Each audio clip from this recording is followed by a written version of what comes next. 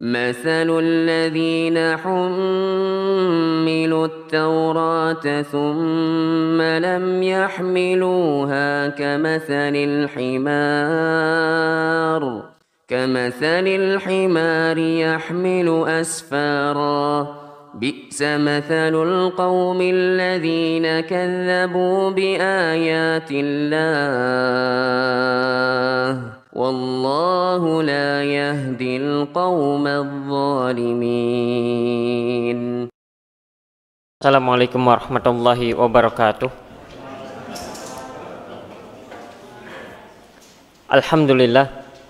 Alhamdulillahi hamdan katsiran thayyiban mubarakan fih, mubarakan alaina kama yuhibbu rabbuna wa yarda. Asyhadu an la ilaha illallah wahdahu la syarikalah wa asyhadu anna Muhammadan abduhu wa rasuluh sallallahu alaihi wa ala alihi wa ashabihi wa tabi'in wa tabi'it tabi'in wa man tabi'ahum bi ihsanin ila yaumiddin. Qala Allah tabaraka wa ta'ala fil Qur'anil Karim, ya ayyuhalladzina amanu taqullaha haqqa tuqatih wa la tamutunna illa wa antum muslimun. Amma ba'd, fa inna khairal hadithi kitabullah wa khairal hadi hadi Muhammadin sallallahu alaihi wa ala alihi wasallam wa syarrul umuri muhdatsatuha fa inna kulla muhdatsatin bid'ah wa kulla bid'atin dhalalah wa kulla dhalalatin finnar. Tsumma amma ba'd. Alhamdulillah, kita bersyukur kepada Allah tabaraka wa taala. Di sore hari ini kita dapat melanjutkan pelajaran kita. Kita masih dalam pembahasan yang berkaitan dengan tauhid, seputar masalah akidah, keimanan. Dan kita akan membahas di sore hari yang berbahagia ini tentang 3 landasan utama dalam beragama. Bahwa dalam beragama ini kita memiliki 3 prinsip utama, kita memiliki 3 landasan utama, 3 asal pokok yang harus kemudian difahami. Baik, yang pertama disebutkan dalam kitab At-Tauhid Linnasyi'ah wal Mubtadi'in yang ditulis oleh Fadilatul Syekh Dr. Abdul Aziz ibn Muhammad Al Abdul Latif hafizallahu tabaraka wa ta'ala. Landasan yang pertama, prinsip yang pertama dalam beragama adalah ma'rifatur rabbi. Ma'rifatur rabb, mengenal Rabb, mengenal Tuhan. Siapa Rabb kita? Siapa Tuhan kita? Kemudian berkata penulis hafizallahu tabaraka wa ta'ala, yang pertama, poin yang pertama dari mengenal Rabb adalah Rabbi Allah. Rabb kita adalah Allah. Rabbi Allah, Tuhan kita adalah Allah. Al-Khaliqul Malikul Mudabbir. Rabb kita adalah Allah tabaraka wa ta'ala. Dialah Al-Khaliq yang menciptakan, dialah Al-Malik Al-Mudabbir, dialah Al-Malik yang merajai, yang menguasai, yang memiliki, Al-Mudabbir yang mengatur alam ini. Sehingga landasan yang pertama, prinsip yang pertama yang harus kemudian difahami dan diketahui tentang ma'rifatul Rabb, mengenal Rabb kita, mengenal Tuhan kita, yang pertama adalah Rabb kita adalah Allah. Siapakah Allah ini? Allah adalah zat yang menciptakan. Allah adalah Al-Malik yang menguasai, yang merajai. Allah adalah Al-Mudabbir yang mengatur alam semesta ini. Qala ta'ala, Allah tabaraka wa ta'ala berfirman dalam surat Az-Zumar ayat 62, Allahu khaliqu kulli syai'. Allah tabaraka wa ta'ala yang menciptakan segala sesuatu. Allah tabaraka wa ta'ala pula yang menciptakan langit dan bumi. Allah tabaraka wa ta'ala berfirman di dalam surat Al-A'raf ayat 56, 54, Inna rabbakumullahu alladzi khalaqas samawati wal ard. Sesungguhnya Rabb kalian adalah Allah. Dialah Allah tabaraka wa ta'ala menciptakan langit dan bumi. Sehingga prinsip yang pertama, landasan yang pertama, yaitu mengenal Rabb kita, mengenal Tuhan kita. Siapa Rabb kita? Siapa Tuhan kita? Rabb kita, Tuhan kita adalah Allah. Siapakah Allah? Al-Khaliq. Siapakah Allah? Al-Malik. Siapakah Allah? Al-Mudabbir.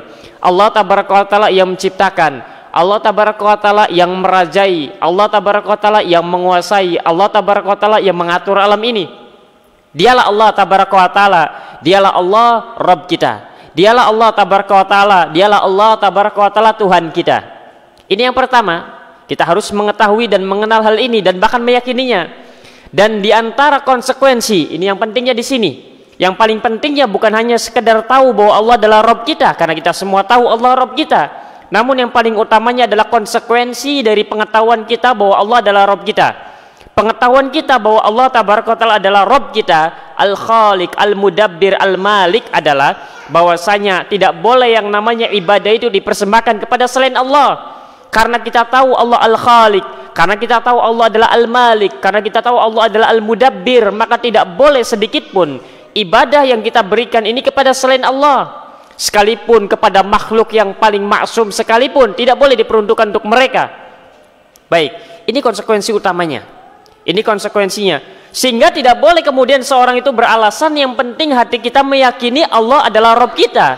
Kemudian kita bebas melakukan apapun ibadah yang kemudian kita inginkan, kemudian kita berikan kepada selain Allah. Tidak mengapa kita memberikan sesajen-sesajen kepada jin, yang penting kan keyakinan kita tahu bahwa Allah adalah Rabb kita. Bukan. Tidak hanya sekedar itu. Pengetahuan kita, konsekuensinya adalah harus mempersembahkan semua ibadah ini hanya untuk Allah Tabaraka wa Ta'ala.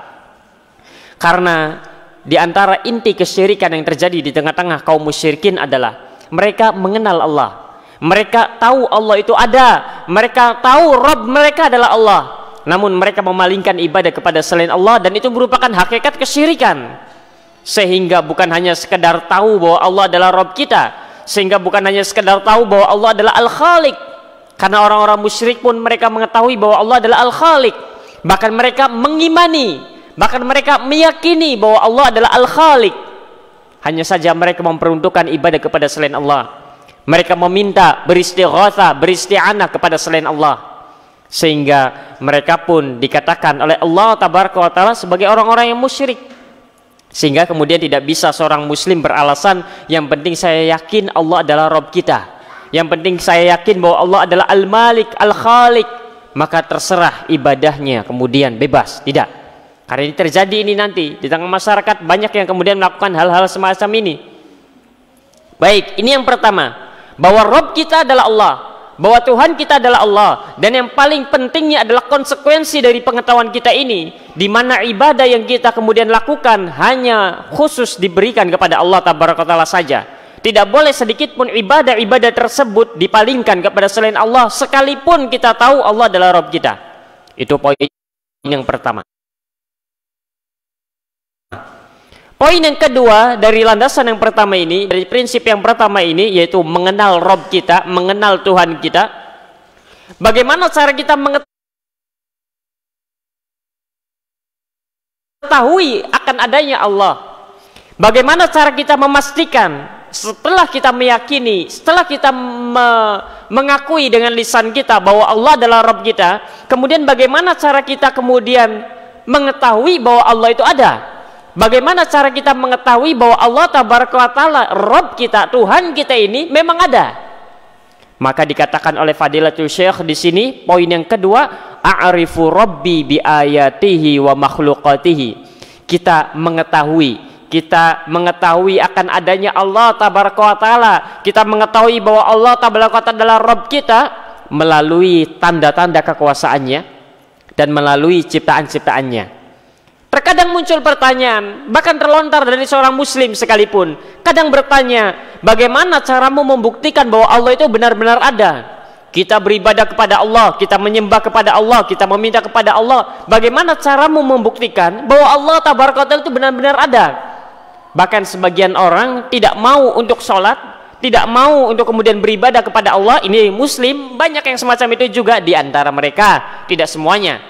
Ada di antara kaum muslimin, subhanallah, semakin belajar, kemudian malah semakin meragukan Allah.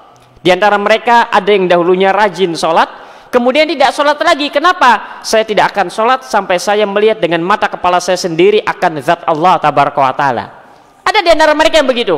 Kemudian mereka kadang menantang, coba buktikan bahwa Allah benar-benar ada. Kalau Allah benar-benar ada, saya akan sholat. Kalau Allah benar-benar ada, saya akan puasa. Kalau Allah benar-benar ada, saya akan beribadah.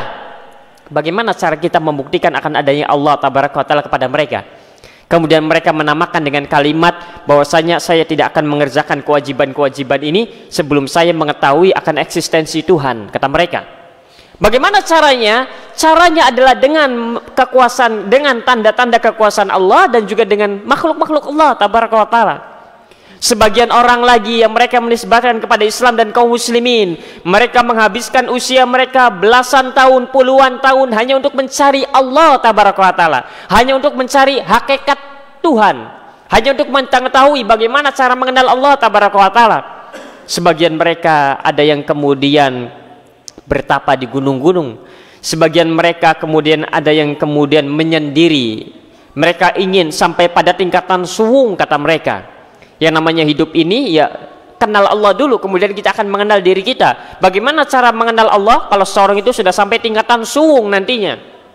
Menyendiri, bermalam di dalam kegelapan malam dan lain sebagainya. Mereka mencari Allah tabaraka wa taala. Mereka ingin buktikan akan adanya Allah tabaraka wa taala. Padahal sederhana dan sangat mudah.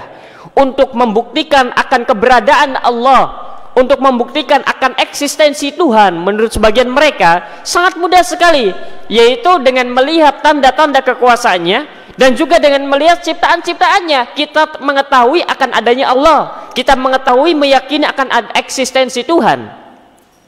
Sehingga dikatakan Allah tabaraka taala berfirman, wa min ayatihi lailu wan nahar wasyamsu wal qamar, dan diantara tanda-tanda kekuasaan Allah tabaraka wa taala, Allah menciptakan malam dan siang, Allah menciptakan matahari dan rembulan.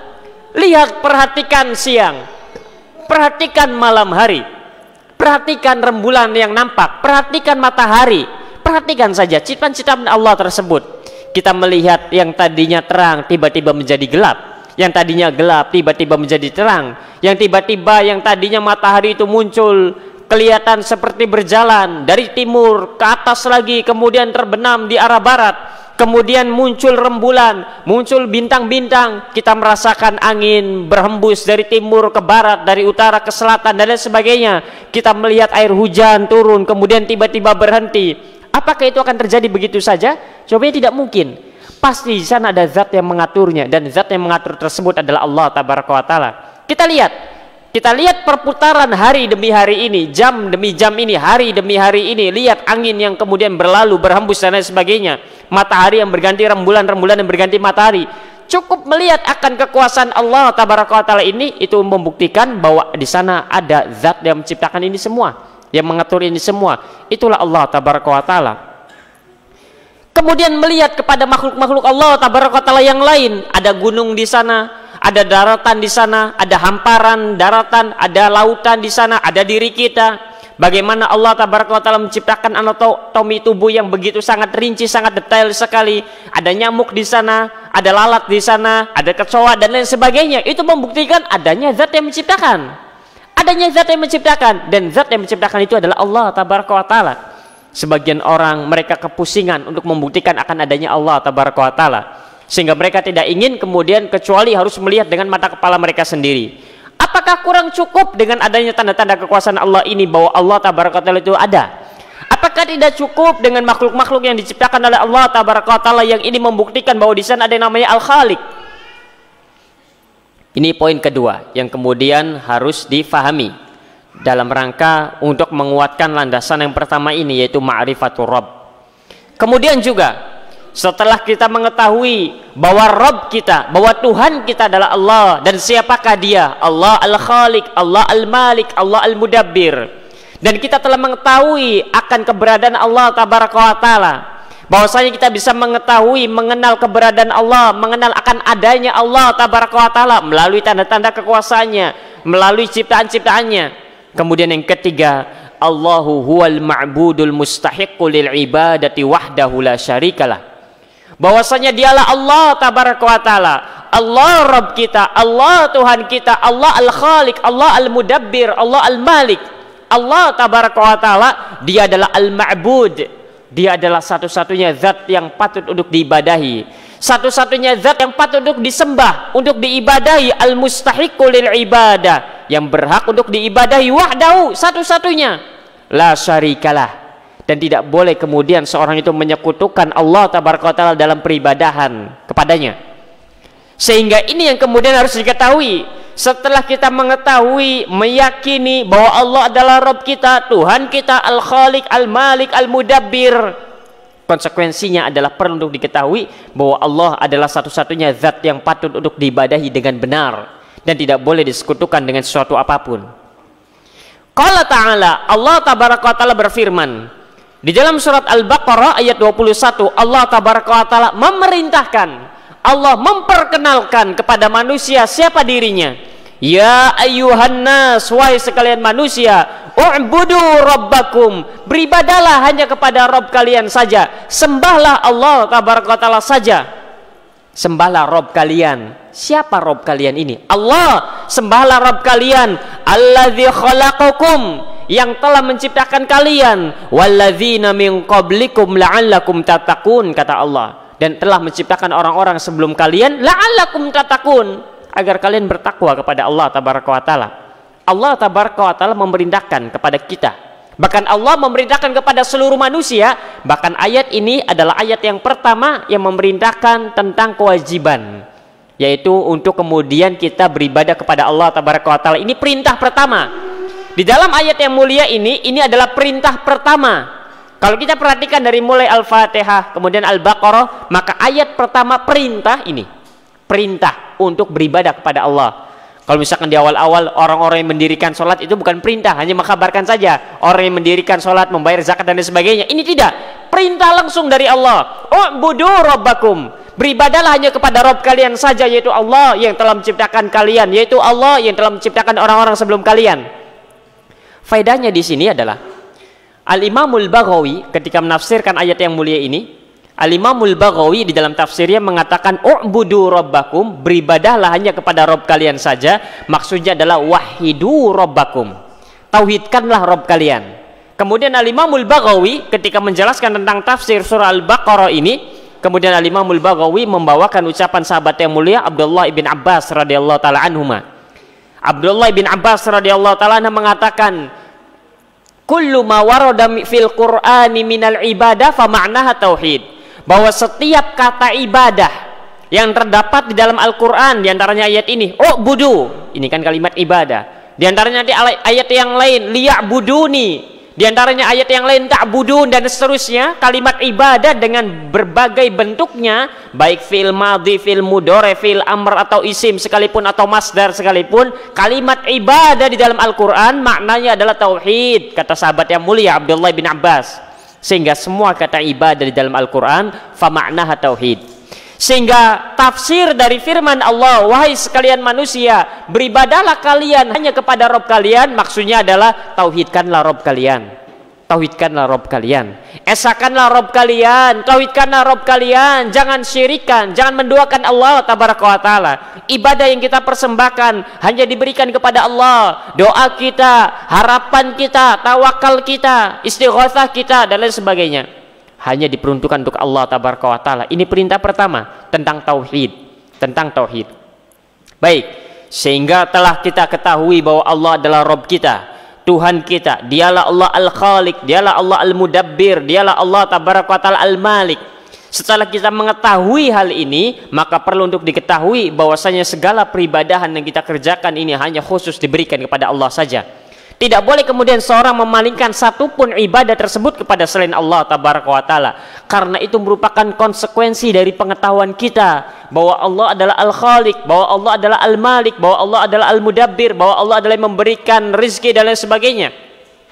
Baik, kemudian penulis hafizahullah ta'ala mengatakan, menjelaskan kepada kita, setelah kita mengenal Rabb kita, setelah kita berbicara tentang Tuhan kita, setelah kita berbicara tentang Allah tabaraka wa ta'ala, siapakah dia, setelah kita mengetahui pula tentang Allah tabaraka wa ta'ala bahwa dia adalah satu-satunya zat yang patut untuk diibadahi, tidak boleh kemudian dipersekutukan dengan sesuatu apapun. Kemudian penulis mengatakan, li ayyi syai'in khalaqaka Allah, untuk apa Allah tabaraka wa ta'ala menciptakan kita? Sehingga ini merupakan pertanyaan yang harus kemudian tumbuh, yang harus kemudian patut untuk kemudian dicari jawabannya. Dan sebagian manusia mereka mencari jawaban dari pertanyaan ini. Sebagian manusia mereka ada yang sadar untuk apa saya diciptakan di dunia. Sebagian manusia mereka ada yang menyadari akan hakikat ini. Tidak mungkin saya kemudian tiba-tiba diciptakan oleh Tuhan saya, sebagian mereka begitu, kecuali pasti ada tujuan, kecuali membawa misi, kecuali pasti ada sesuatu yang diinginkan oleh Tuhan kami. Sebagian orang begitu, sehingga mereka pun mencari tahu, Sebenarnya saya diciptakan oleh Tuhan. Sebagian kaum muslimin, sebagian mereka mencari bahwasanya tujuan kami diciptakan oleh Allah tabaraka wa taala untuk apa? Mereka mencari. Bagaimana mereka mencari? Ya mereka mencari melalui meditasi. Mereka mencari melalui pertapaan yang mereka lakukan. Mereka mencari melalui pergi safar dari satu hutan ke hutan yang lain. Pertama untuk mencari eksistensi Tuhan, kemudian untuk mencari jati diri mereka. Mereka menamakan dengan kalimat jati diri. Setelah kemudian mengetahui jati diri mereka, mereka akan mengetahui bahwa tugas yang diemban untuk hidup di dunia ini untuk apa. Sebagian orang yang begitu, bagus, berpikirnya bagus, hanya saja salah jalan untuk mencari jawabannya. Khalaqani li'ibadatihi. Allah tabaraka wa ta'ala menciptakan kita untuk beribadah hanya kepadanya. Untuk beribadah hanya kepadanya. Allah tabaraka wa ta'ala berfirman di dalam surat Az-Zariyat ayat 56. Wa ma khalaqtul jinna wal insa illa liya'budun. Dan tidaklah aku ciptakan jin dan manusia kecuali agar mereka semua beribadah hanya kepadaku. Lagi-lagi ada kalimat liya'budun, sebagaimana kata sahabat yang mulia Abdullah bin Abbas, liya'budun maksud ibadah dalam mentauhidkan Allah. Sehingga tidaklah aku ciptakan jin dan manusia kecuali agar mereka mentauhidkanku. Kata Allah tabaraka wa taala. Begitu penafsiran dari sahabat yang mulia Abdullah bin Abbas radhiyallahu taala anhuma. Sehingga tak perlu membuang waktu secara sia-sia. Untuk apa kita diciptakan di dunia dengan cara kemudian melanglang buana pergi dari satu hutan ke hutan yang lain. Tak perlu membuang usia kita sampai puluhan tahun lamanya hanya untuk meditasi di pinggir air terjun, untuk mengetahui tujuan kita diciptakan ini untuk apa. Ada sebagian orang yang begitu, karena memang ada sampai detik ini ada orang-orang semacam itu. Mereka ingin mengetahui tujuan mereka diciptakan oleh Allah, oleh Tuhan mereka, kata mereka, untuk apa? Sehingga mereka pun bermeditasi, sehingga mereka pun kemudian bertapa, sehingga kemudian mereka pun menyepi, menyendiri, sehingga mereka pun mencari dan lain sebagainya. Yang parahnya lagi adalah kemudian hal semacam ini diikuti oleh sebagian kaum muslimin yang mereka jauh dari agama. Mereka menyadari akan kehidupan ini, mereka merenungi akan perputaran hari. Mereka merenungi melihat betapa indahnya rembulan, betapa bertaburannya bintang-bintang di langit. Kemudian mereka terfikir, saya ini diciptakan untuk apa? Apakah hanya begini-begini saja hidup? Kemudian mereka pun mencari, mereka mencari. Kemudian sudah begitu jawaban yang dicarinya salah lagi. Oh ternyata saya diberikan tugas, diembankan, diberikan tanggung jawab amanah oleh Rob kita untuk kemudian membuat ini, untuk kemudian membuat padepokan ini, untuk kemudian membuat ini dan itu. Ada itu di beberapa tempat begitu ada. Padahal Allah tabaraka wa ta'ala telah menyebutkan di dalam Al-Quran. Padahal kalau mau sedikit saja sadar, serius, ambil Al-Quran, cari baca dari awal sampai akhir, maka niscaya dia akan menemukan tujuan diciptakannya untuk apa. Sehingga pengetahuan kita tentang tujuan diciptakannya kita untuk apa ini merupakan nikmat yang besar. Nikmat yang besar. Sebagian orang kita mendengar dengan telinga kita sendiri. 40 tahun lamanya saya mencari tahu untuk apa saya diciptakan. Ada sampai ngomong begitu. 40 tahun lamanya cari jawaban untuk apa diciptakan. Kemudian sudah begitu jawabannya salah. Sudah begitu kemudian dia mengatakan, saya diciptakan tujuannya setelah 40 tahun saya baru tahu. Ternyata saya diciptakan dengan tugas demikian. Maksudnya membuat padepokan-padepokan tertentu untuk kemudian mengajak manusia bermeditasi, suwung, untuk sampai kepada tingkat tersebut. Subhanallah, baca Al-Quran dari awal sampai akhir, sebulan tamat Al-Quran, sebulan tamat dan menemukan jawabannya. Sehingga pengetahuan semacam ini jangan dianggap remeh. Sekalipun ya gampang sekali, kita ciptakan untuk beribadah kepadanya, kita ciptakan untuk mentauhidkan Allah. Itu merupakan perbendaharaan harta yang sangat berharga sekali. Yang kalau kemudian ada sebagian manusia yang mereka mencari jawaban ini sampai usia mereka dihabiskan untuk mencari jawaban ini, sudah begitu salah lagi jawabannya. Baik, sehingga ini yang kemudian harus patut untuk dinikmati, harus patut untuk disyukuri. Subhanallah, pengetahuan bahwa Allah Rabb kita ini merupakan nikmat yang sangat besar. Demi Allah, di hari ini banyak orang-orang yang tidak mengerti pengetahuan bahwa tujuan kita diciptakan hanya untuk beribadah kepada Allah, hanya untuk mentauhidkan Allah. Itu merupakan nikmat yang sangat besar sekali, yang patut untuk disyukuri. Karena banyak dari manusia yang mereka tidak memahami hakikat ini.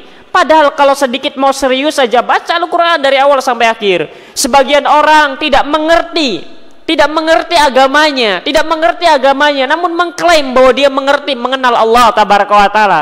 Kemudian menuduh orang-orang yang menghabiskan waktunya untuk belajar, mengkaji Al-Quran hadis adalah orang-orang yang tidak kenal Allah. Subhanallah, ada yang begitu, ada. Ini kita berbicara real. Ada orang-orang seperti itu di zaman kita ini. Subhanallah. Baik, ini adalah mengenal Allah tabaraka wa taala, mengenal Rob kita. Landasan yang pertama, mengenal Rob kita, mengenal siapa Tuhan kita. Kemudian landasan yang kedua, yang patut untuk difahami, yang patut untuk diketahui, yang patut untuk diyakini adalah ma'rifatuddin, mengenal agama kita. Jelas agama kita adalah Islam. Dikatakan bahwasanya al-Islamu huwa tauhidullahi wa ta'atih. Hanya saja masalahnya Islam itu apa? Disebutkan oleh Syekh di sini, al-Islam huwa tauhidullah wa ta'atuhu. Islam adalah mentauhidkan Allah. Ajaran Islam, inti dari agama Islam adalah mentauhidkan Allah, mengesahkan Allah tabaraka wa taala dalam ibadah. Wa ta'atuhu, dan taat tunduk patuh kepadanya. Ini adalah Islam. Wa tarku mukhalafati amrillah. Islam juga adalah mengajarkan agar kemudian pemeluknya meninggalkan perkara-perkara yang menyelisih perintah Allah tabaraka wa taala. Allah tabaraka wa taala berfirman dalam surat An-Nisa ayat 125, "Wa man ahsanu dinan mimman aslama wajhahu lillahi wa huwa muhsinun." Dan siapakah yang lebih baik agamanya dari orang-orang yang berserah diri kepada Allah tabaraka wa taala wa huwa muhsinun, kemudian dia berbuat baik, berbuat ketaatan. Ini yang pertama, bahwa Islam, inti ajaran Islam adalah mentauhidkan Allah. Inti ajaran Islam adalah mengajarkan kita agar kemudian kita mengesahkan Allah tabaraka wa taala dalam ibadah kepadanya dan juga taat kepadanya. Kemudian juga yang kedua yang harus difahami adalah al-Islamu huwa dinul ladzi irtadahu Allahu lin-nasi jami'an.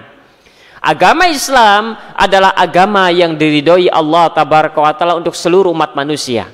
Ini merupakan keyakinan yang harus kemudian ditancapkan dalam qalbu kita.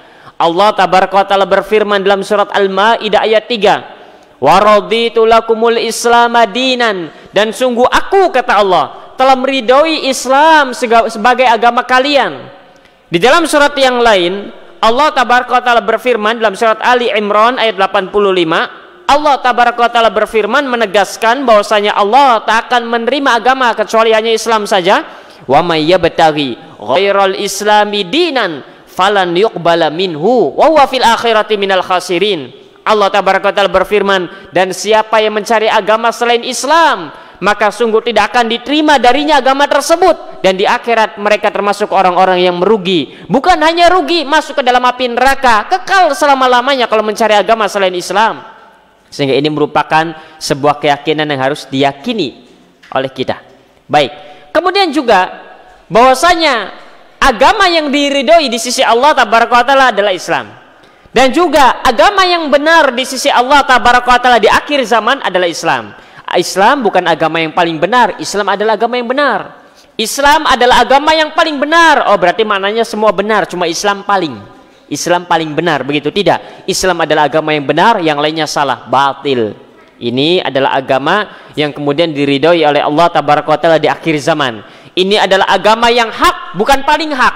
Agama yang hak di akhir zaman. Sehingga kalau ada orang siapapun dia berbuat baik namun bukan seorang muslim, maka tidak berhak untuk mendapatkan surga Allah tabaraka wa taala. Loh, kenapa kok tidak adil sekali? Tidak. Kalau ingin masuk surga, masuk Islam terlebih dahulu. Baik. Ini yang harus difahami. Kemudian jangan sampai kemudian termakan syubhat, kemudian goyang iman kita, goncang iman kita. Seperti kemudian ucapan sebagian orang-orang yang mereka menamakan bahwa diri mereka adalah cendekiawan muslim, para pemikir muslim. Kemudian mereka mengatakan siapa saja yang berbuat kebaikan, baik agama Kristen, agama Yahudi, agama apapun itu, kalau dia melakukan kebaikan maka dia berhak masuk ke dalam surga. Subhanallah. Tidak ada. Siapapun dia orangnya, kalau berbuat kebaikan namun tidak beragama Islam, namun bukanlah seorang muslim, maka tidak berhak masuk ke dalam surga. Loh, itu tandanya tidak adil. Bahkan itu merupakan tanda keadilan Allah tabaraka wa taala. Bahkan kalau Allah tabaraka wa taala kemudian, atau kemudian kalau ada orang di luar Islam, kemudian karena kebaikannya di akhir zaman, kemudian dia berhak masuk ke dalam surga, maka ini tanda tidak adil. Sama halnya kalau kita membuat sebuah sekolahan. Orang-orang yang kalau ingin mendapatkan ijazah, dia harus daftar dulu sekolah. Dia harus daftar dulu ke sekolah kita. Kemudian setelah daftar sekolah, ikut ujian. Kalau lulus berhak mendapatkan ijazah. Kan begitu harusnya. Sekarang misalkan ada satu orang tidak mendaftar ke sekolah kita, tiba-tiba ikut ujian bersama siswa-siswa kita, kemudian dia lulus, kemudian dia minta kepada kita, saya minta ijazah karena saya bisa berhasil mengerjakan soal-soal ini. Apakah dia berhak mendapatkan ijazah? Jawabannya tidak. Bahkan kalau kita beri, namanya kita zalim. Kenapa? Kalau kamu ingin dapat ijazah, daftar dulu. Tak peduli Anda bisa menjawab atau tidak, tak peduli. Yang penting Anda daftar dulu, ikut ujian, bisa menjawab, baru mendapatkan ijazah. Tidak bisa kemudian, saya pengen untuk mendapatkan gelar doktor misalkan, tapi saya nggak mau kuliah. Saya pengennya ikut ujian saja bersama orang-orang mahasiswa-mahasiswa lain yang sedang mengambil gelar doktor. Kemudian dia ikut kuliah, bisa menjawabnya. Kemudian dia minta kepada Pak Rektor, saya minta ijazah untuk kemudian saya mendapatkan gelar doktor. Ya tidak bisa. Anda daftar dulu kuliah. Bahkan kalau Anda langsung ingin menyabet gelar doktor, tidak bisa. Harus sekolah dulu dari SD, SMP, SMA, kemudian mengambil S1, kemudian baru S2. Sekalipun Anda bisa. Bahkan kalau diberi, maka ini tanda zalim.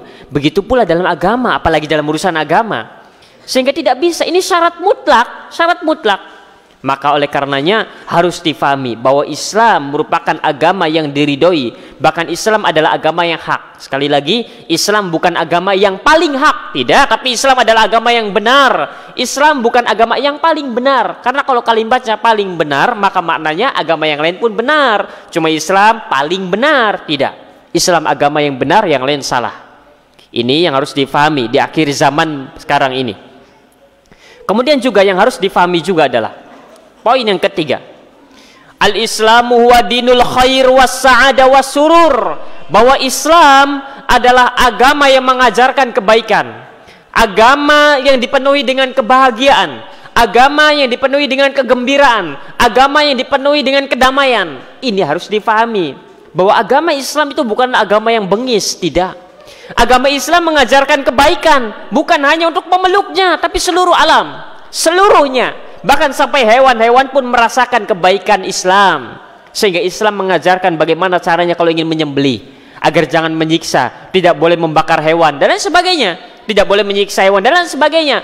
Bukan hanya dirasakan kebaikannya oleh pemeluknya, namun dirasakan pula sampai hewan-hewan pun merasakan kebaikannya. Oleh karenanya keutamaan yang dirasakan oleh orang-orang yang duduk di majelis taklim adalah dia mendapatkan doa permohonan ampunannya dari hewan-hewan yang melata, baik di langit dan di bumi. Disebutkan oleh para ulama, kenapa, apa rahasianya kok mereka hewan-hewan ini kemudian memintakan ampun untuk orang-orang yang belajar agama? Kenapa? Karena orang yang berilmu mengetahui. Karena orang yang berilmu akan menjelaskan kepada manusia bagaimana cara berinteraksi, bermuamalah dengan hewan-hewan semacam ini. Sehingga kalau ingin menyembelih, sembelihlah dengan cara yang terbaik. Sehingga tidak boleh menyakiti, tidak boleh menyiksa dan lain sebagainya. Tidak boleh menipu, tidak boleh menipu hewan. Kemudian kita seakan-akan ingin memberikan makanan, ngerjai kucing misalkan, ngerjai ayam dan lain sebagainya, nipu misalkan. Cing misalkan sambil dipanggil. Seakan-akan ini bukan niat memanggil, niat menjebak misalkan. Maka ini diajarkan oleh Islam. Sampai hewan sekalipun tidak boleh ditipu. Kalau ingin memberi makanan, beri. Jangan kemudian mengesankan sudah hewannya kemudian berharap kepada kita, ternyata sudah kita panggil, ternyata tidak ada apa-apa. Bayangkan, itu hanya dalam Islam saja. Islam mengajarkan demikian. Begitu pula Islam mengajarkan kedamaian untuk seluruh agama, untuk seluruh manusia, untuk seluruh manusia. Bagaimana hidup berdampingan dengan agama lain dan sebagainya. Sehingga ini kemudian jangan sampai kemudian seorang muslim fobia dengan agamanya sendiri. Ketika disebut muslim terbayang di benaknya, ketika disebut Islam terbayang di benaknya, oh ini ajarannya bengis. Oh orang muslim itu sangar-sangar. Oh orang muslim itu jahat-jahat. Oh orang muslim itu para pencuri. Subhanallah, pencuri sih di mana-mana pun ada, bukan hanya dalam Islam saja. Yang bengis-bengis sih di mana-mana pun ada. Hanya saja menjadi sorotan memang Islam saja. Oh kalau Islam sih miskin-miskin. Lah memangnya di agama-agama lain tidak ada yang miskin? Banyak. Kalau kita pergi ke belahan dunia bagian mana, negeri-negeri kafir, banyak kita dapatkan. banyak kita dapatkan, bahkan tidak aman dan lain sebagainya. Ini harus difahami bahwasanya ajaran Islam, syariat Islam, agama Islam mengajarkan kebaikan kepada pemeluknya, bahkan kepada seluruh alam. Ajaran Islam, syariat Islam mengajarkan kedamaian, ketentraman, kebahagiaan, kegembiraan. Bahkan seorang mukmin itu mendambakan agar syariat Islam, ajaran Islam ini kemudian digunakan di tanah Allah tabaraka wa taala, di bumi Allah tabaraka wa taala ini. Kenapa? Karena dengan demikian maka kehidupan akan bahagia, kehidupan akan damai, kehidupan akan tentram. Bayangkan di zaman Umar ibn Khattab, di zaman Umar ibn Khattab, penggembala itu tidak perlu lagi memperhatikan kambing-kambingnya. Sudah saja penggembala tinggal tidur saja, waktunya pulang panggil kambingnya pulang. Kenapa? Saking damainya, saking tentramnya, sampai-sampai kambing itu tidak akan dimakan oleh serigala. Tapi ketika sang penggembala di zaman itu melihat bahwasanya kambingnya sudah mulai dimakan oleh serigala, wah ini ada apa-apa dengan pemimpin kami. Ternyata Umar bin Khattab sudah wafat, akhirnya berganti kepemimpinan. Begitu, karena pengaruhnya sangat besar sekali. Sehingga dari sini kemudian harus difahami, bahkan diyakini oleh kita selaku pemeluk ajaran Islam ini sendiri. Jangan sampai kemudian kita yang Islam malah fobia terhadap Islam. Baik. Kemudian ini landasan yang kedua, yaitu mengenal agama ini. Kemudian landasan yang ketiga terkait dengan landasan agama ini adalah mengenal Nabi kita. Siapa Nabi kita? Maka disebutkan Nabi Muhammad ibn Abdullah sallallahu alaihi wasallam. Nabi kita adalah Muhammad bin Abdullah sallallahu alaihi wasallam. Itulah Nabi kita. Rasul kita bernama Muhammad ibn Abdullah. Muhammad ibn Abdullah, itulah Nabi kita. Poin penting di sini yang harus kita ketahui adalah cara mengenal Nabi kita tercinta sallallahu alaihi wasallam ada dengan dua cara. Yang pertama dengan mengetahui biografinya, dengan mengetahui sirahnya, dengan mengetahui syama'ilnya, perjalanan hidup Rasulullah sallallahu alaihi wasallam, kita bisa mengenal Nabi kita tercinta sallallahu alaihi wasallam. Kita bisa merasakan perjuangan baginda Muhammad sallallahu alaihi wasallam. Kita akan semakin cinta dengan baginda Muhammad sallallahu alaihi wasallam melalui sirahnya, melalui biografinya, melalui perjalanan hidupnya dari awal sampai akhir. Ini cara untuk mengenal Nabi kita. Kemudian cara yang kedua, dan ini yang paling penting, adalah mengetahui hak-hak Nabi sallallahu alaihi wasallam. Kita perlu untuk mengetahui hak-hak Nabi sallallahu alaihi wasallam, dan Allah tabaraka wa taala menyebutkan kepada kita akan hak-hak Nabi kita tercinta sallallahu alaihi wasallam. Sehingga dengan dua hal ini seseorang akan mengenal Nabi kita tercinta sallallahu alaihi wasallam. Seorang dikatakan mengenal manakala dua hal ini dia lakukan. Manakala dua hal ini kemudian dia memahaminya dengan baik. Pertama mengetahui biografinya, kemudian yang kedua mengetahui hak-haknya. Satu saja maka tidak dikatakan mengenal Nabi kita. Oh, saya hafal biografi Rasulullah dari awal sampai akhirnya, namun tidak tahu hak-hak Rasul, maka tidak dikatakan mengenal Nabi kita Muhammad sallallahu alaihi wasallam. Oh, saya tahu hak-hak Rasulullah sallallahu alaihi wasallam, namun tidak mengerti biografi perjalanan hidupnya dari awal sampai akhir, tidak mengerti sifat-sifatnya, karakteristiknya, maka dia tidak dikatakan mengenal nabinya sallallahu alaihi wasallam. Sehingga dua ini harus. Baik. Allah tabaraka wa taala menyebutkan kepada kita akan ketinggian hak Nabi kita tercinta sallallahu alaihi wasallam.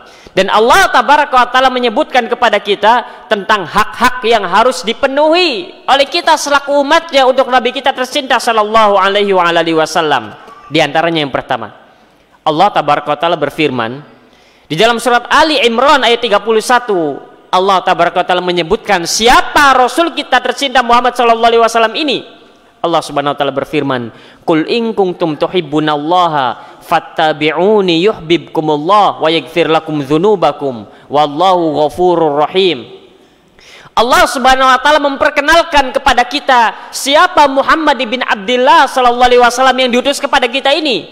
Allah tabaraka wa ta'ala berfirman, katakanlah wahai Muhammad, in kuntum tuhibbunallah, apabila jika kalian benar-benar mencintai Allah, kata Allah tabaraka wa ta'ala kepada Rasul kita, fattabi'uni, maka ikutilah aku, yuhibbukumullah, maka niscaya Allah pasti akan mencintai kalian, wa yaghfir lakum dzunubakum, Allah tabaraka taala pasti akan mengampuni dosa-dosa kalian, wallahu ghafurur rahim, Allah tabaraka taala Maha Pengampun lagi Maha Penyayang. Allah melalui ayatnya yang mulia ini memperkenalkan kepada kita siapa Muhammad bin Abdullah yang diutus kepada kita. Allah tabaraka ta'ala menyebutkan kepada kita haknya, apa yang harus kita lakukan untuk kemudian menunaikan hak Rasulullah SAW ini, maka Allah tabaraka ta'ala memerintahkan kita untuk mengikuti Rasulullah SAW. Mengikuti. Orang yang cinta belum tentu mengikuti. Orang yang cinta terkadang hanya mengatakan dengan lisannya saja, namun terkadang perbuatan menyelisihi. Maka Allah tabaraka ta'ala memerintahkan kita untuk mengikuti Rasulullah SAW. Ini hak pertama yang harus kita tunaikan kepada Rasul kita tercinta sallallahu alaihi wasallam. Mengikuti. Yang namanya mengikuti adalah Rasul di depan, kita di belakang. Rasul di depan berjalan, kita mengikuti jejak langkahnya. Bukan mendahului Rasul, bukan bersamaan dengan Rasul, bukan juga menyelisih jalan Rasul. Orang yang kemudian menyelisih jalan Rasul bukan mengikuti namanya. Orang yang berada di depan Rasul bukan mengikuti namanya. Yang namanya mengikuti adalah lihat Rasul melakukan apa, kemudian diikuti. Rasul melakukan apa, diikuti. Bukan kemudian inovasi sendiri, saya ingin melakukan apa, kemudian yang lain harus mengikuti. Tidak. Inilah pertama, hak pertama yang harus kemudian ditunaikan oleh kita. Di samping itu juga bahwasanya yang namanya ittiba ini, mengikuti Rasulullah SAW ini telah kita sebutkan pada pertemuan-pertemuan yang lalu, merupakan di antara syarat diterimanya amal. Mengikuti bukan berbarengan, mengikuti bukan menyelisihi. Sehingga siapapun kita wajib untuk ittiba'ud dalil, mengikuti dalil. Wajib bagi kita untuk mengikuti dalil. Sekalipun tidak semua kita wajib untuk menelaah dalil. Apakah kita wajib mengetahui dalil? Kalau mengetahui dalil tidak wajib, tapi kita wajib mengikuti dalil tatkala kita tahu. Karena tidak mungkin bagi kita seluruh persoalan kita tahu dalilnya. Terkadang kita mengikuti seorang alim karena husnudzon orang alim ini mengikuti dalil, kita tidak tahu dalilnya. Dan itu terpuji, tidak masalah. Sekalipun kemudian kita tidak mengetahui sama sekali, yang penting mengikuti. Mengikuti ini kalimat-kalimat yang harus kemudian difahami. Mengikuti dalil, menelaah dalil, tahu dalilnya, nanya dalil, ini beda semua ini. Ini beda semua yang harus kemudian difahami. Agar jangan salah paham. Wajib bagi kita siapapun kita mengikuti dalil. Tapi cara beragama kita adalah kalau kita tahu dalil, ikuti dalilnya. Kalau tahu. Sekarang kalau tidak tahu bagaimana? Kalau kita tidak tahu dalil, bagaimana? Kita ikuti seorang alim, seorang ulama yang kita husnudzon bahwa alim ini mengikuti dalil. Tapi kan kita tidak tahu dalilnya. Tapi kita husnudzon bahwa alim ini mengikuti dalil. Dan itulah yang banyak kemudian kita lakukan juga. Begitu. Sehingga ini harus difahami antara mengikuti dalil, bertanya dalil, menelaah dalil, tahu dalil, ini harus dibedakan. Yang wajib adalah mengikuti dalil. Siapapun kita wajib mengikuti dalil. Adapun yang lain menelaah dalil, bertanya dalil, tahu dalil, ini perlu untuk dibahas lebih lanjut lagi. Apa maksudnya? Sehingga namun kita tidak menyebutkan di sini. Yang pertama yang harus difahami adalah mengikuti dalil. Mengikuti dalil siapapun kita. Baik. Ini yang pertama Allah tabaraka ta'ala menyebutkan. Kemudian Allah tabaraka ta'ala menyebutkan dalam surat An-Nisa ayat 59, fa in tanaza'tum fi syai'in farudduhu ilallahi war rasul in kuntum tu'minuna billahi wal yaumil akhir. Apabila kalian berselisih, apabila kalian berbeda pandangan, apabila kalian berbeda pendapat tentang suatu permasalahan, farudduhu ilallahi war rasul, maka kembalikan kepada Allah dan Rasulnya. Kembalikan kepada Allah dan Rasulnya. Allah tabaraka wa ta'ala di dalam ayatnya yang mulia ini menjelaskan kepada kita kedudukan Rasul Muhammad SAW. Ketika kita berselisih, maka kita harus kembalikan kepada Allah dan Rasulnya.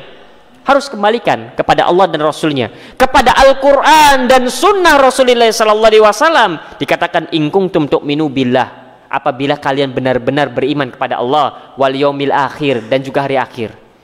Maka siapapun kita, apabila kita kemudian berselisih atau kita melihat perselisihan atau kita melihat perbedaan pendapat baik di tengah-tengah alim ataukah di tengah-tengah para thalabatul ilmi, apa yang harus dilakukan? Kembalikan kepada Al-Quran dan Sunnah Rasulullah SAW. Sehingga kewajiban kita ketika berselisih atau ketika melihat perbedaan pendapat adalah mengembalikan kepada Al-Quran dan Sunnah. Jadikan Al-Quran dan Sunnah Rasulullah SAW sebagai timbangannya, sebagai hakimnya, sebagai penilainya. Ini merupakan diantara kewajiban yang harus kemudian kita lakukan kepada Rasulullah SAW, sehingga memiliki kedudukan yang sangat tinggi. Rasulullah SAW ini, sunnahnya ini, hadisnya ini, sabdanya ini. Kemudian juga diantara berikutnya juga yang ketiga, di dalam surat Al-Ahzab ayat 36, Al-Ahzab ayat 36, Allah tabaraka wa ta'ala berfirman menjelaskan kepada kita akan kedudukan yang tinggi oleh Rasulullah SAW ini, akan hak yang harus kemudian kita penuhi, kewajiban apa yang harus kita berikan kepada Rasul kita tercinta sallallahu alaihi wasallam ini. Allah tabaraka wa ta'ala berfirman dalam surat Al-Ahzab ayat 36, wa makana li mu'minin wala mu'minatin idza qadallahu wa rasuluhu amron an yakuna lahumul khiyaratu min amrihim. Dan tidak sepantasnya bagi seorang mukmin lelaki atau seorang mukminah wanita, idza qadallahu wa rasuluhu amron, apabila Allah dan Rasulnya telah memutuskan sesuatu, ini haram, misalkan ini syirik, kata Allah dan Rasulnya, misalkan an yakuna lahumul khiyaratu min amrihim, tidak pantas bagi seorang mukmin atau mukminah ketika Allah dan Rasulnya telah memutuskan suatu perkara, telah menentukan bahwa ini tidak boleh, ini syirik, kemudian dia memilih jawab pilihan yang lain selain daripada pilihan Allah, tidak pantas bagi seorang mukmin dan mukminah. Ketika ditegaskan bahwa ini merupakan kesyirikan, maka seorang mukmin dan mukminah mengatakan sami'na wa ata'na, kemudian dia tinggalkan hal tersebut. Kemudian Allah tabaraka ta'ala menyebutkan kepada kita bahwa Rasulullah memiliki kedudukan yang tinggi, sehingga ketika Rasulullah mengatakan A, jangan diselisihi. Dikatakan wa may ya'sillaha wa rasulahu faqad dhalla dhalalan mubina, siapa yang bermaksiat kepada Allah dan Rasulnya, maka sungguh dia telah tersesat dengan kesesatan yang nyata. Sehingga tidak pantas bagi seorang mukmin, tidak pantas bagi seorang mukminah kemudian dia menyelisih syariat Allah, dia menyelisih sunnah Rasulullah, dan dia tahu bahwa apa yang dilakukannya menyelisih sunnah dengan alasan tapi adat istiadat kampung kami memerintahkan demikian dan demikian, tapi aturan perusahaan kami memerintahkan, bos kami memerintahkan untuk demikian, kalau tidak nanti kami dikeluarkan. Kalau tahu, beda halnya kalau tidak tahu. Tidak pantas bagi seorang mukmin, tidak pantas bagi seorang mukminah ketika dia tahu bahwa ini sunnah Rasulullah sallallahu alaihi wasallam, kemudian dia mengatakan, iya saya tahu ini sunnah, namun bagaimana ya, adat kebiasaan kampung kami suka mengadakan hal ini, akhirnya dengan terpaksa misalkan mengikuti aturan adat dan sebagainya. Padahal dia tahu, beda halnya kalau tidak tahu, lain lagi ceritanya. Padahal dia tahu, iya saya tahu bahwa ini adalah menyelisih perintah Rasulullah sallallahu alaihi wasallam, namun bagaimana ya aturan perusahaan, jadi harus bagaimana ya. Maka kata Allah tabaraka wa ta'ala, tidak pantas bagi seorang mukmin dan mukminah untuk melakukan hal tersebut. Bahkan Allah tabaraka wa ta'ala berfirman di dalam surat An-Nur ayat 63, falyahdzaril ladzina yukhalifuna an amri an tusibahum fitnah aw yusibahum adzabun alim, maka berhati-hatilah bagi orang-orang yang menyelisih Rasulullah sallallahu alaihi wasallam. Berhati-hatilah kalian yang menyelisih Rasulullah sallallahu alaihi wasallam. Karena apa? Karena Allah tabaraka wa ta'ala akan menimpakan kepada mereka fitnah, kecondongan kolbu terhadap kemaksiatan, kecondongan hati kepada perkara-perkara yang dilarang, au yusibahum adzabun alim, atau akan menimpa kepada mereka azab yang pedih dunia dan akhirat. Kata Allah, hati-hatilah bagi orang-orang yang menyelisih jalannya Rasul. Bahkan lebih tegas lagi Allah tabaraka wa ta'ala berfirman di dalam surat An-Nisa ayat 115, wa may yushaqiqir rasula min ba'di ma tabayyana lahul huda wa yattabi' ghaira sabilil mu'minin nuwallihi ma tawalla wa nuslihi jahannam wa sa'at masira. Siapa yang menyelisih Rasulullah sallallahu alaihi wasallam setelah jelas kebenaran itu baginya, setelah jelas ini merupakan petunjuk sunnah Rasulullah sallallahu alaihi wasallam, namun dia tetap menyelisih Rasulullah sallallahu alaihi wasallam, wa yattabi' ghaira sabilil mu'minin, kemudian dia mengikuti selain dari jalannya orang-orang yang beriman, dia memilih jalannya selain orang-orang yang beriman, menyelisih jalannya para sahabat Rasulullah sallallahu alaihi wasallam, nuwallihi ma tawalla wa nuslihi jahannam, kata Allah, akan kami biarkan mereka terombang-ambing dalam kesesatan mereka, dan akan kami masukkan mereka kelak nanti ke dalam neraka jahanam, wasaat masiro, dan neraka jahanam merupakan seburuk-buruknya tempat kembali. Sehingga ini peringatan bagi orang-orang yang kemudian menyelisih Rasulullah sallallahu alaihi wasallam, bagi orang-orang yang dia tahu ini merupakan perintah Rasulullah namun dia selisih, bagi orang-orang yang dia tahu Rasulullah melarang ini namun dia malah mengerjakan, maka ingatlah bahwa ini tidak pantas dilakukan oleh seorang mukmin atau mukminah. Maka ingatlah Allah mengancam, Allah mengingatkan akan menimpakan kepada mereka fitnah atau azab yang pedih. Maka ingatlah Allah mengingatkan bahwasanya hati-hati. Allah akan biarkan orang-orang semacam ini terombang-ambing dalam kesesatannya, sehingga kemudian tiba-tiba dimasukkan ke dalam neraka jahanam akibat perbuatannya tersebut. Dan ini merupakan hak-hak Rasulullah sallallahu alaihi wasallam. Dan ini merupakan kewajiban-kewajiban yang harus kita tunaikan, kita berikan kepada Rasulullah SAW. Dan ini merupakan ayat-ayat di antara ayat-ayat yang lain. Allah memperkenalkan kepada kita siapa Muhammad SAW yang diutus kepada kita ini. Sehingga orang yang mengetahui biografi Rasulullah SAW, namun kemudian dia malah menyelisih janjinya Rasulullah SAW, maka orang ini tidak dikatakan mengenal Rasulullah SAW. Orang semacam ini tidak dikatakan bahwa dia adalah orang yang kenal. Orang semacam ini tidak dikatakan bahwa dia adalah orang yang cinta kepada Rasulullah SAW. Orang yang mengenal Rasulullah SAW adalah orang yang mengetahui hak-hak Nabi SAW. Orang yang mengetahui kedudukan yang tinggi yang dimiliki oleh Rasulullah SAW. Sehingga letakkan sunnah itu di atas kepala kita. Letakkan sunnah itu di atas ucapan siapapun orang yang kemudian berucap. Siapapun orang yang kita cintai, maka kita harus mendahulukan Al-Quran dan sunnah Rasulullah SAW dibandingkan ucapan siapapun. Jangan kemudian kita mengatakan, iya saya tahu ini tidak boleh, iya saya tahu ini syirik, tapi ada tapinya. Iya saya tahu Rasulullah melarang, tapi ada tapinya. Tidak pantas, kata Allah tabaraka wa taala, bagi seorang mukmin dan mukminah untuk melakukan hal tersebut. Sehingga berhati-hatilah bagi orang-orang yang menyelisih jalannya Rasulullah SAW ini. Baik, demikianlah yang bisa kita sampaikan di pertemuan kita di sore hari ini. Semoga yang sedikit ini bermanfaat, khususnya untuk diri saya pribadi. Kita tutup dengan doa kafaratul majlis. Subhanakallahumma wa bihamdika asyhadu an la ilaha illa anta astaghfiruka wa atubu ilaik. Assalamualaikum warahmatullahi wabarakatuh.